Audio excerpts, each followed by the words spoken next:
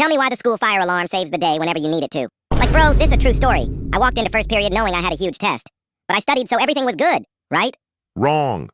I thought everything was fine until I looked at the questions. At that point, I knew I was completely cooked because tell me how one of my answers was George Washington. It was a math test. I sat there about to start the test when it happened. The fire alarm went off. And it wasn't even a drill. It was an actual malfunction in the fire alarm, so they didn't know that there wasn't actually a fire.